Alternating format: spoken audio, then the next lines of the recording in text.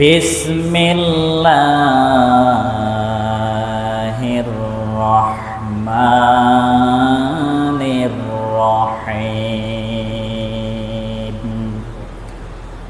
জাআলাল্লাহুল কা'বাতাল বাইতাল হারামা কিয়ামান লিন-নাসি ওয়াশ-শাহরাল হারামা ওয়াল হাদিয়া ওয়াল কলাইদ।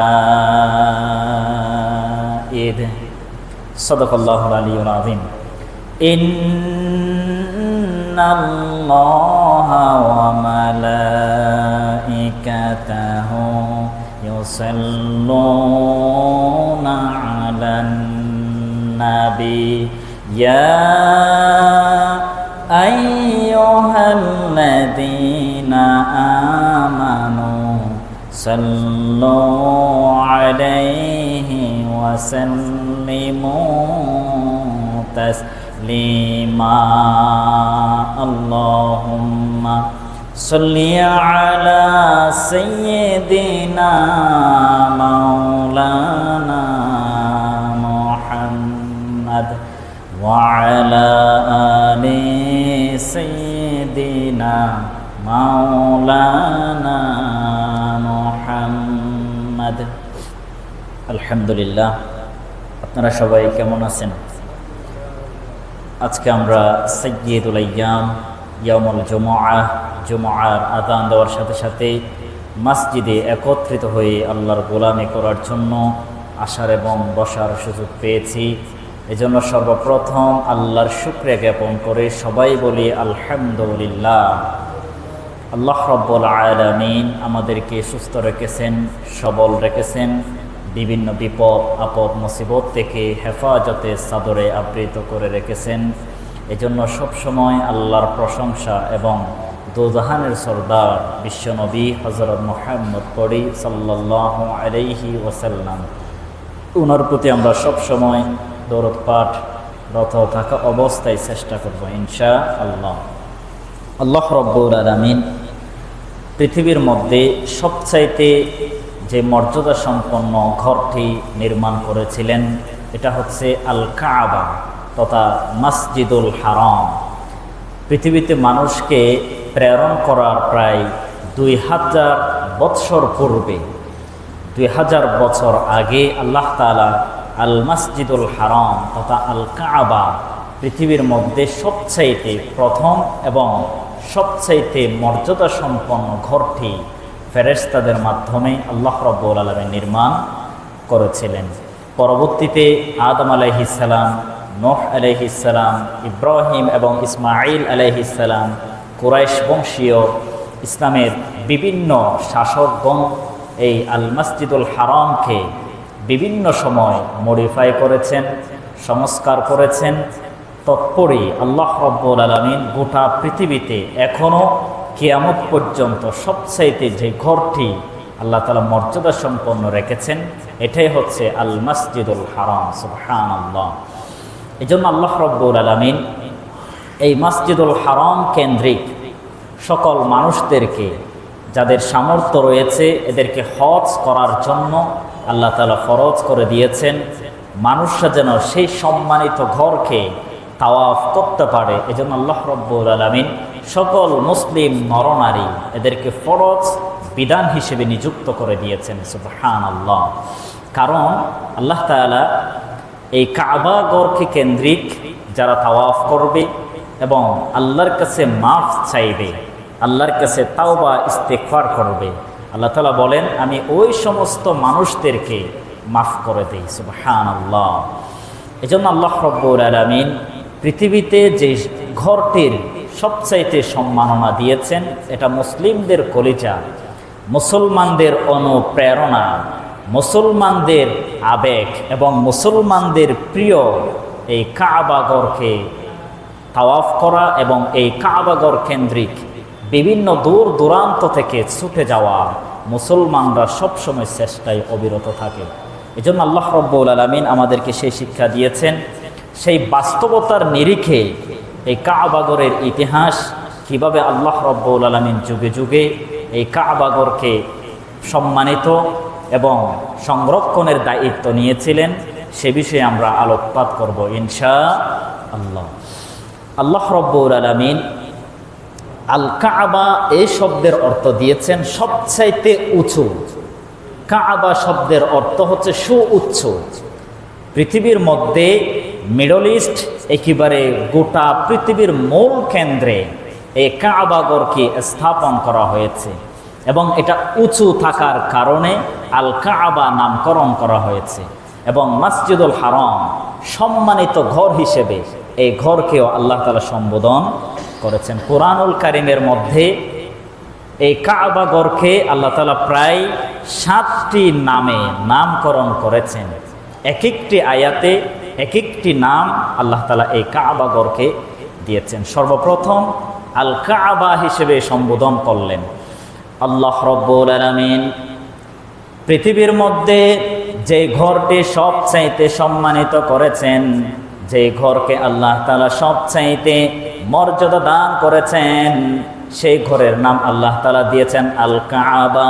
আল্লাহ রাব্বুল আলামিন সূরাতুল মাইদা ৯৭ নং আয়াতে বললেন, জাআলাল্লাহুল কা'বাতাল বাইতাল হারামা কিয়ামাল লিন-নাসি ওয়াশ-শাহরাল হারামা ওয়াল হাদিয়া ওয়াল কলাইদ। আল্লাহ রাব্বুল আলামিন আল কাবা নাম দিয়ে এই ঘরকে সম্বোধন করেছেন, কারণ আল্লাহ তাআলা এই ঘরকে সবচাইতে মর্যাদা এবং সম্মাননা দিয়েছেন। এই ঘরকে গোটা পৃথিবীর মুসলমানদের নিরাপদ স্থান বানিয়েছেন।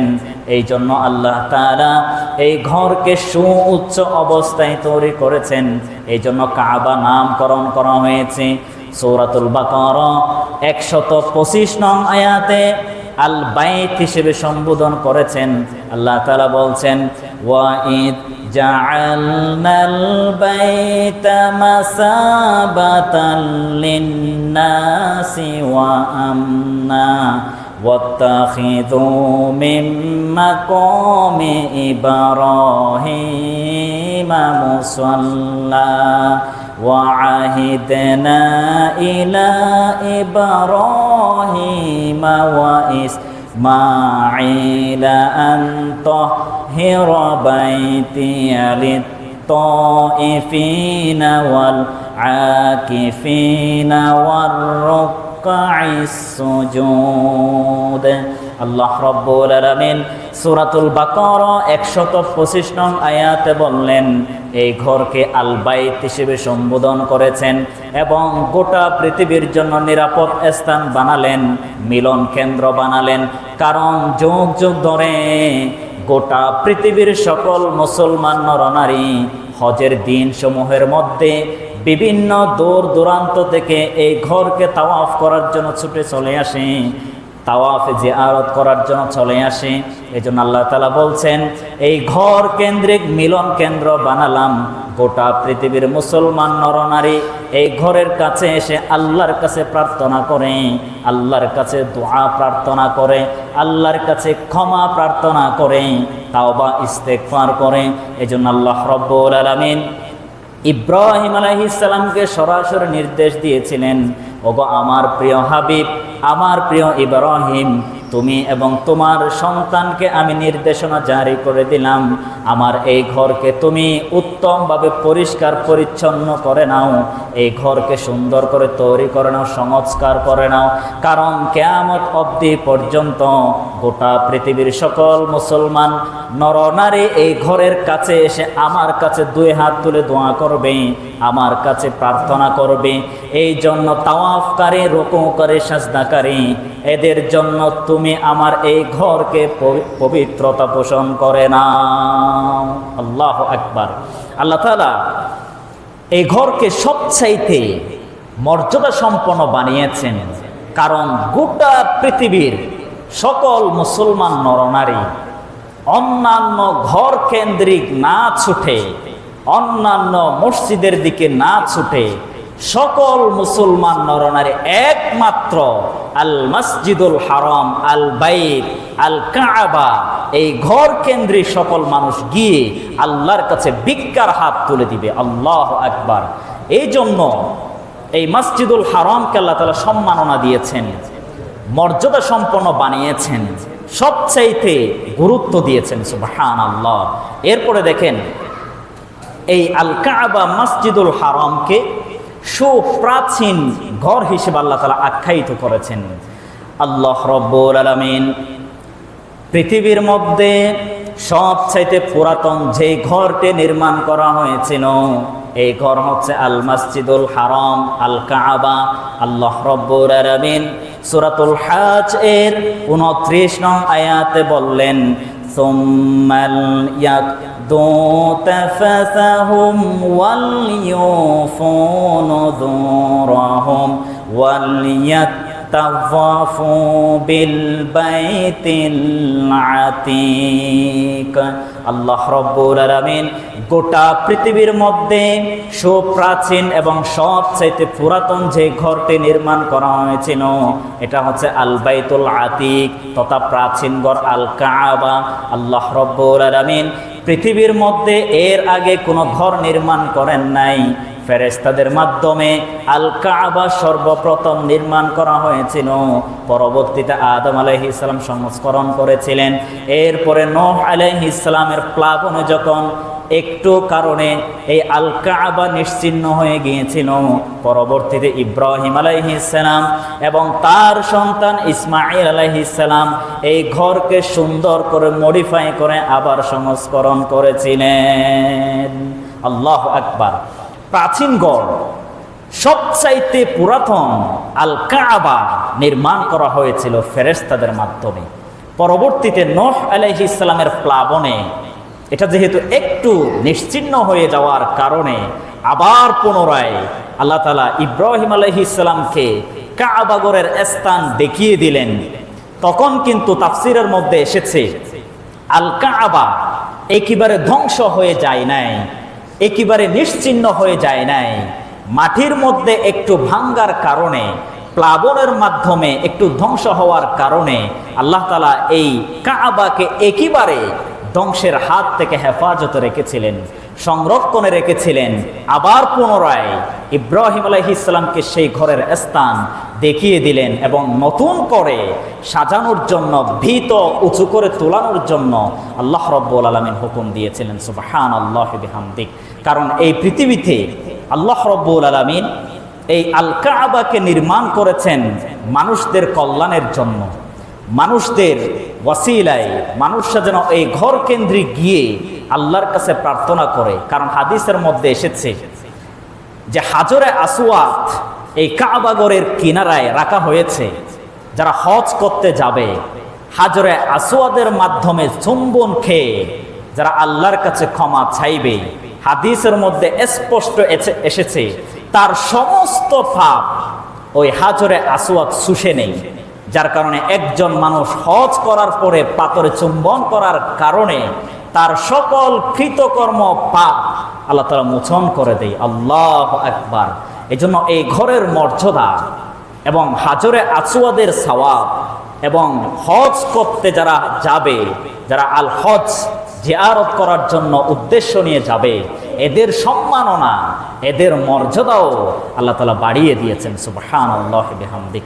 এজন্য আসুন আমরা পৃথিবীর মধ্যে সবচাইতে যে সুপ্রাচীন ঘর আল্লাহ রাব্বুল আলামিন যে ঘরটি আমাদেরকে দেখিয়ে দিয়েছেন এবং নির্দেশনা জারি করে দিয়েছেন, সেই ঘরে আল্লাহ রাব্বুল আলামিন আমাদেরকে যদি সামর্থ্য দান করে এবং সুযোগ দান করে আমরা হজ করতে যাব ইনশাআল্লাহ। আল্লাহ রাব্বুল আলামিন পৃথিবীর সকল মুসলমান নরনারী এদেরকে সামর্থ্য অনুযায়ী হজ করার জন্য আদেশ দিয়েছেন। যাদেরকে আল্লাহ রাব্বুল আলামিন সামর্থ্য করে দুনিয়ার মধ্যে পাঠিয়েছেন, যাদেরকে ধন সম্পদের মালিক বানিয়েছেন, এদেরকে আল্লাহ রাব্বুল আলামিন হজ করার জন্য আদেশ করে দিয়েছেন, ফরজ করে দিয়েছেন।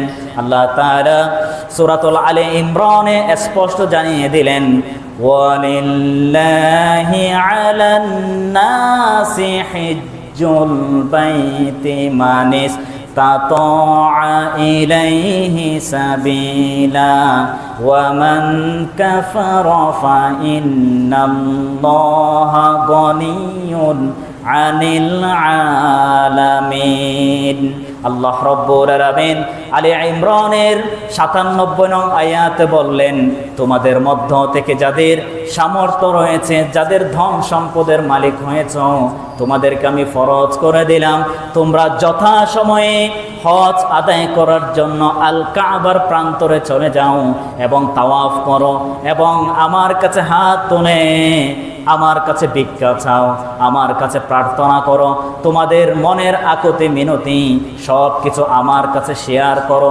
আমি অবশ্যই তোমরা যদি চাওয়ার মতো চাইতে যদি পারো, আমি তোমাদের দোয়াগুলো কবুল করে নিব, তোমাদের মনের বাসনা আমি পূরণ করে দিব, তোমাদের হজ আমি কবুল করে নেব, তোমাদের পরিবারকে আয় উন্নতি বৃদ্ধি করার সুযোগ করে দিব, তোমাদের সন্তানদেরকে ভালো পথে থাকার জন্য সুযোগ করে দিব।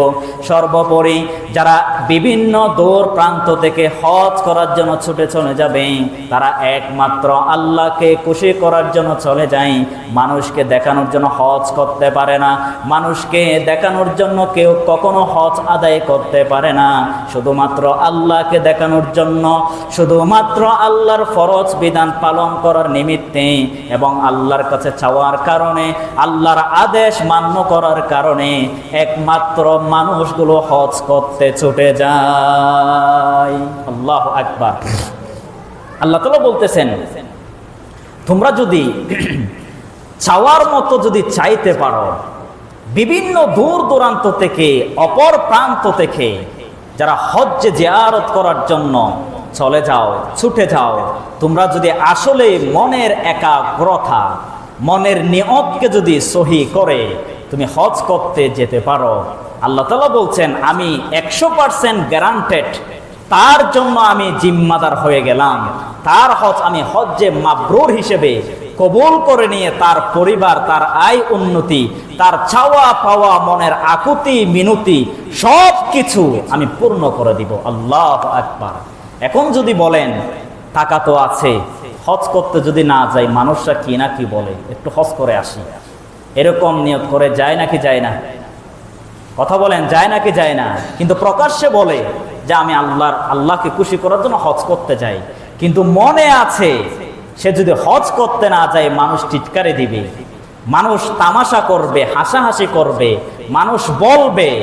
এই জন্য অনেক মানুষ মানুষের কথা থেকে বাঁচার জন্য বিভিন্ন সময় তারা হজ করতে চলে যায় এবং তাদের নামে হাজি, আলহাজ এগুলো লেখার জন্য, বলার জন্য বাধ্যতামূলক করে দেয়। এরকমও হাজি, হজ করতে যাওয়া মানুষ দেখা যায় নাকি যায় না? আবার অসংখ্য মানুষ রাগও করে, নাম যদি আব্দুস সালাম হয়, তাকে যদি বলে আব্দুস সালাম এদিকে আসেন, সে রাগ করে ফেলে, আলহাজ, হাজি আব্দুস সালাম কেন লিখে নাই, কেন ডাকে নাই, রাগ করে। এরকমও মানুষ দেখা যায় নাকি যায় না? আল্লাহর কসম, যারা এইরকম উদ্দেশ্য নিয়ে হজ করতে যাবে, তাদের হজ বাংলাদেশ অতিক্রম হওয়ার আগেই কখনো মাফ হবে না, এটা আল্লাহ তাআলা আগে থেকেই লিখে রাখে। কারণ উদ্দেশ্য নিয়ে আল্লাহ আপনার মাপকাঠি বানাবেন, আপনার উদ্দেশ্য নিয়ে আপনাকে সওয়াব দেওয়া হবে নাকি সওয়াব থেকে বঞ্চিত করা হবে, এটা আপনার মনের নিয়ত থেকেই আল্লাহ তাআলা সিদ্ধান্ত নিয়ে ফেলে। সুতরাং আমরা যারা হজ করতে গিয়েছি কিংবা যাব, আমাদের মনকে একাগ্রতার মন হিসেবে মনোনিবেশন করে আল্লাহর কাছে আমরা হজ করার জন্য যাব ইনশাআল্লাহ। আল্লাহ রব্বুল আলামিন পৃথিবীর মধ্যে এই হজ আদায় করার জন্য সকল মুসলমানদেরকে অনুপ্রেরণা জুগিয়েছেন এবং আল্লাহ রব্বুল আলামিন এই হজ কাবা হিসেবে কাবার প্রান্তরে গিয়ে আল্লাহ রব্বুল আলামিন ফরজ করে দিয়েছেন। ওই যে এক এক সময় এই আল কাবা বিভিন্ন সময় সংস্করণের প্রয়োজন হয়েছে, কারণ কিয়ামত অবধি পর্যন্ত এই কাবাগরের স্থান যাতে বিলুপ্ত হয়ে না যায়, এই স্থান যাতে মুছে না যায়, এজন্য বিভিন্ন সময় ইতিহাসের মধ্যে এসেছে প্রায় 10 থেকে 11 বার এই আল কাবা সংস্করণ করা হয়েছে, সুন্দর করে সজ্জিত করা হয়েছে, মডিফাই করা হয়েছে। সর্বশেষ 1995 সালে এই আল কাবাকে নতুন করে সাজিয়েছেন, এরপর থেকে আর এখনো আল কাবা সংস্করণ কিংবা সাজানোর দরকার পড়ে নাই।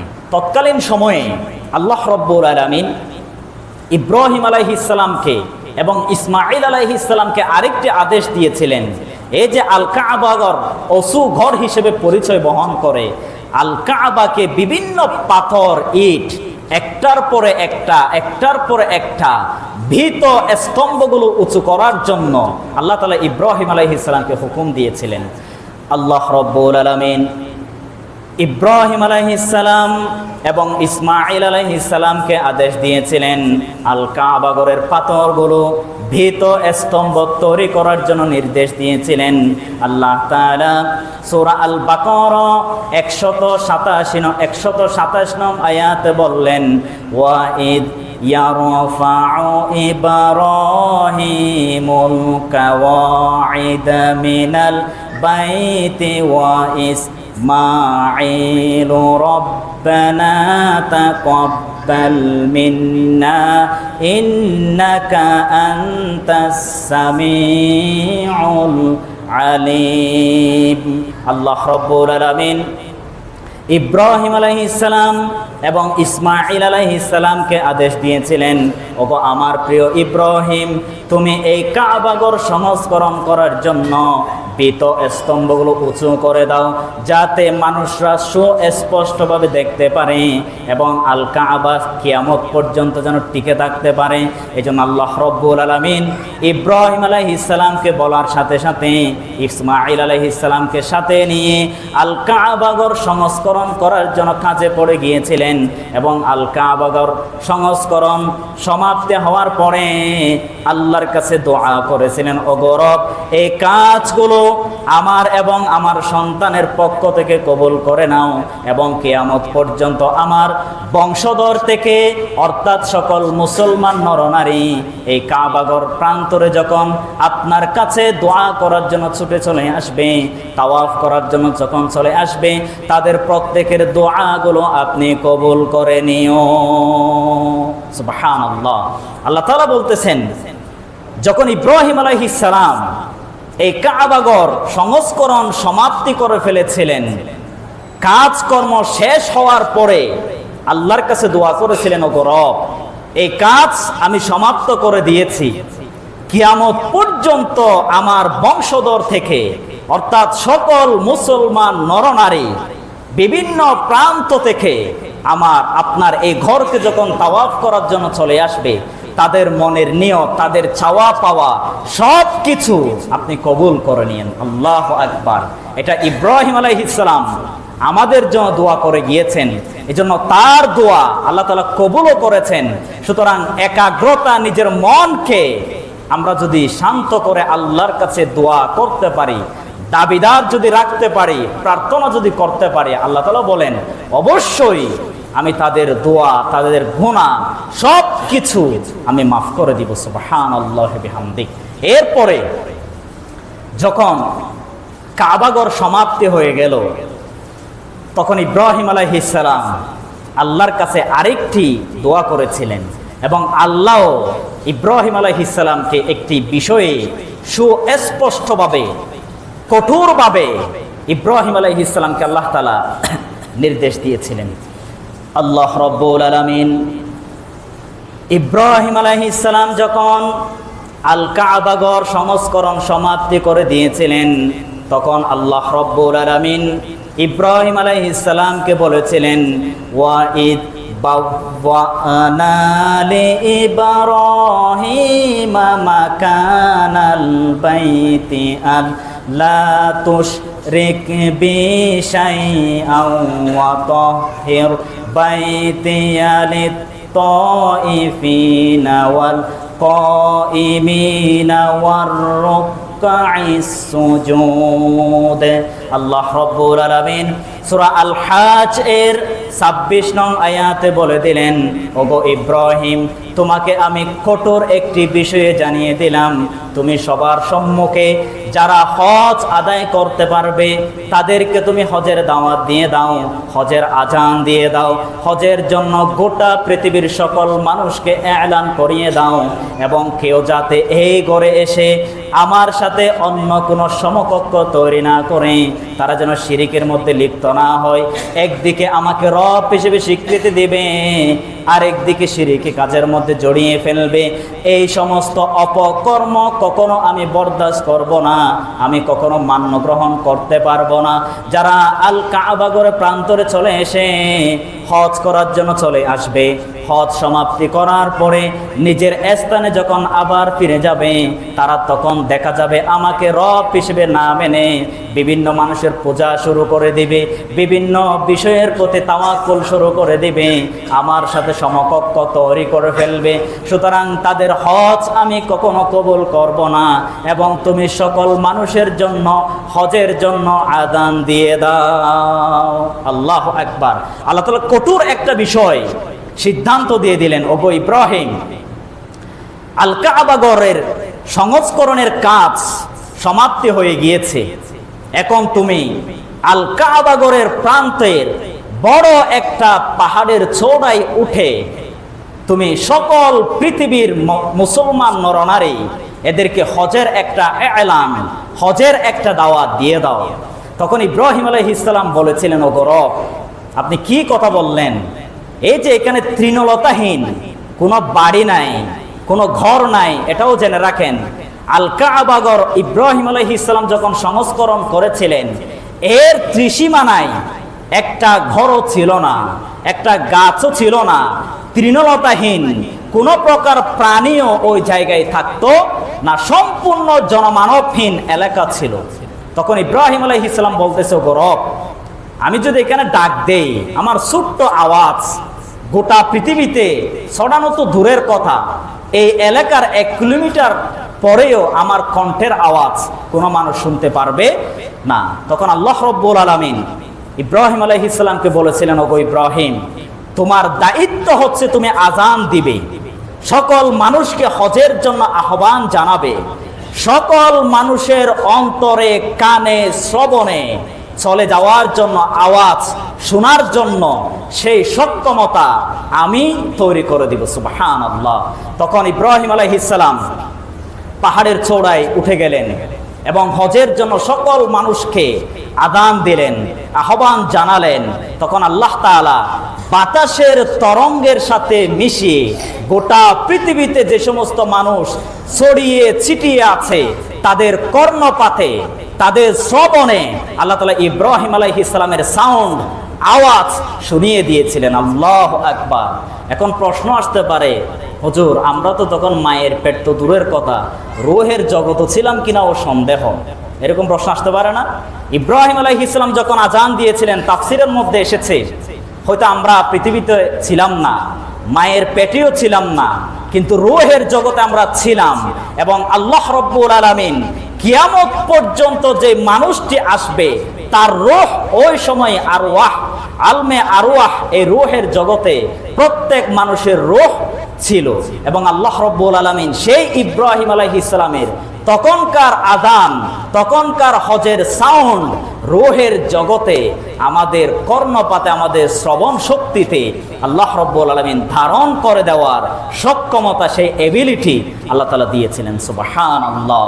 সুতরাং আমরা এই তাফসীর থেকে এসেছে, যারা মৃত্যুর আগ পর্যন্ত হজ করতে যাবে তারা স্পষ্ট বোঝা যায়, ওই যে ইব্রাহিম আলাইহিস সালাম সাউন্ড দিয়েছিলেন, আযান দিয়েছিলেন, ওই আযানের সাড়া দিয়ে আমরা যারা লাব্বাইক বলেছিলাম, আমরা যারা হাজির বলেছিলাম, একমাত্র তাদের কপালেই আল্লাহ তাআলা কিয়ামত আসার আগ মুহূর্তে এবং মৃত্যু আসার আগ মুহূর্তে তাদের কপালে হজ আদায় করার সুযোগ আল্লাহ তাআলা দান করবেন। সুবহানাল্লাহি ওয়া বিহামদিহি। সুতরাং যারা এই পর্যন্ত হজ করতে গিয়েছে, এটা বোঝা যায় তাদের কর্ণপাতে, তাদের শ্রবণে অবশ্যই আল্লাহ তাআলা আযানের সাউন্ড তৈরি করে দিয়েছিলেন। সায়েন্টিফিক ব্যাখ্যা শুনেন এবার। এই যে আমরা কথা বলি, কথার শক্তি এটা কিন্তু কথার শক্তি কোনো মানুষের জবানে নেই। আল্লাহ রব্বুল আলামিন আমাদের জবানের মধ্যে সে পাওয়ার দিয়েছেন বলেই আমরা কথাগুলো শ্রবণ করতে পারি এবং বলতে পারি। এখন এই যে আমি কথাগুলো বলতেছি, স্পিকার ব্যবহার করে সকল মসজিদে ছড়িয়ে যাচ্ছে, এবং স্পিকার ছাড়াও আমার আওয়াজ এই ভিতরে যারা আছেন সকলে আশা করি শুনবেন। এই যে আমরা সাউন্ডগুলো বাহিরে যায়, আল্লাহ রব্বুল আলামিন বাতাসের মাধ্যমেই কিন্তু এক জায়গার সাউন্ড যারা উঠানে থাকবে তাদের কর্ণপাতে, তাদের শ্রবণে, আমি এখান থেকে যদি বলি একটু এদিকে আসেন, এদিকে আসেন, এই বাক্যটা, এই সাউন্ডটা, এই যে সামনে বাতাস ক্যাচ করে নিয়ে তার শ্রবণে আল্লাহ তাআলা পাঠিয়ে দেয়। সুবহানাল্লাহ। বাতাসবিহীন কোন মানুষের সাউন্ড আরেকজন কখনো শুনবে না। এই যে দেখেন, এই গত কয়েকদিন আগে আর্টেমিস 2 তারা যখন পৃথিবীর জমিন থেকে চাঁদের দেশে যখন গিয়েছে, তারা কিন্তু পরস্পর কথা বলার সময় একজন আরেকজনের কথা সহজে শুনতো না, কারণ বাতাস ওই চন্দ্রের দেশে নাই। বাতাস না থাকার কারণে যতই গলা ফাটিয়ে কথা বলেন না কেন, আরেকজন আপনার সাউন্ড কখনো শুনবে না। সুতরাং বিজ্ঞানীরা আবিষ্কার করতেছে কথার আওয়াজ বাতাসের মাধ্যমে ছড়িয়ে যায়, কিন্তু ইব্রাহিম আলাইহিস সালামের জামানা এবং আল্লাহ রাব্বুল আলামিন কোরআনে আগে থেকেই জানিয়েছেন, তুমি আজান দাও, এই আজানের সাউন্ড বাতাসের মাধ্যমে গোটা পৃথিবীতে আমি ছড়িয়ে দিব। আল্লাহু আকবার। সায়েন্স এখন নাকি আগে থেকে আছে? কথা বলেন, সায়েন্স এখন নাকি আগে থেকে আছে? এটাই হচ্ছে আল্লাহর পাওয়ার, এটাই হচ্ছে কোরআনের পাওয়ার, মিরাকেল অফ দ্য হলি কোরআন। সুবহানাল্লাহ। সুতরাং আমরা কোরআনকে অলৌকিকভাবে, সায়েন্টিফিকভাবে গ্রহণ করে এবং ব্যাখ্যা যদি দিতে পারি, আমার মনে হয় বাংলাদেশ এবং গোটা পৃথিবীতে কেউ নাস্তিক, কেউ ইসলাম বিদ্বেষী আর পাওয়া যাবে না। আল্লাহ রাব্বুল আলামিন আমাদের সকলকে বোঝার তৌফিক দিক, এবং যাদের সামর্থ্য আছে আমরা যেন হজ করতে যেতে পারি, এবং যারা হজ করে এসেছি আল্লাহ তাআলা যেন আমাদের সকল হজগুলো কবুল করে নেয়। সবাই বলে আমিন।